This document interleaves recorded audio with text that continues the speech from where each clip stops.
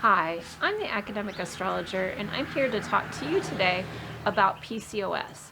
And please remember, I'm not a medical professional, and astrology doesn't diagnose medical conditions. It just shows imbalances that may give you a greater propensity towards certain things. So I went through the book Fertility Astrology by Nicola Smuts-Allsop and kind of picked out some of her indicators that might indicate PCOS being a factor in fertility. So one of the first ones was a Saturn-Pluto hard aspect in Libra. Now, I believe this was more of a thing that was pertaining to a certain age group that may not be conceiving at this time, but I imagine still the Saturn-Pluto might have an effect. She said in particular that it may show endo, PCOS, and insulin resistance. Also, she mentioned Saturn rising or Saturn on the ascendant, or maybe even just Saturn in the first house could be applicable. Also, Taurus moons, Leo moons, and Scorpio moons. So I had earlier looked at, it starts with the egg in regards to PCOS and what she recommended for PCOS. And I covered that in my Taurus moon video, but I will go ahead and cover it again. PCOS often benefits from some of the same things of improving egg quality, so it is one thing that may decrease your egg quality, which is super important with having a healthy baby. I just recommend that you just go ahead and get that book and read it. It starts with the egg. It's just groundbreaking. She gathers all of the research from PubMed and puts it handy in one book. She is a scientist, so she does a really excellent job of compiling all of the current research.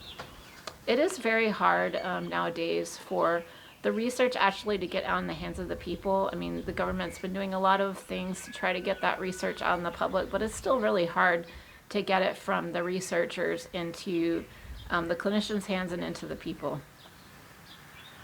So there's often a hormonal imbalance that's associated with PCOS, perhaps high testosterone, high AMH, insulin resistance, long cycles.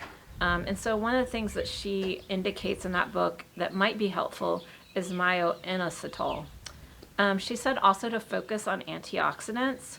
Oxidative stress can be more pronounced as a result of the high blood sugar. And also your body is producing more reactive oxygen molecules. There's increased oxidative stress. So antioxidants in particular can help with those things. She also mentioned melatonin for 6 months might improve cycle length. 1 to 3 milligrams is what she recommended. Vitamin C can help PCOS according to her book with that oxidative damage. Alpha lipoic acid, she said, helps with higher quality embryos, hormonal imbalances, and restores ovulation. NAC is just, I've used it so many times in my life for different reasons, but it's also good for PCOS according to her book. L-Carnitine might help with weight loss, regulate insulin, and restore ovulation. L-Carnitine can be naturally lower in women with PCOS, and in her book she recommends 3 grams per day, but she doesn't recommend it if you're hypothyroid. And then I already mentioned Myo-Inositol, and she mentions a PCOS plan for 2 to 3 months.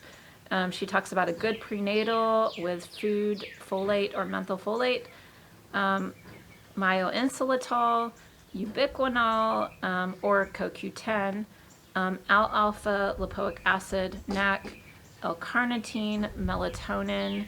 She recommends to test your vitamin D levels, and if you are low, then you may want to supplement with vitamin D. Also to test your B12 levels, and then you might want to supplement with B12. And she also mentions omega-3 fish oils. Again, I would highly recommend you read the book so you get more of the particulars and also any cautions that might be applicable. And I highly recommend you talk with your doctor before enacting any new supplement regime. Again, I'm not a doctor, this is not medical advice, but I hope that helps you, and I hope you have a great day. Thank you.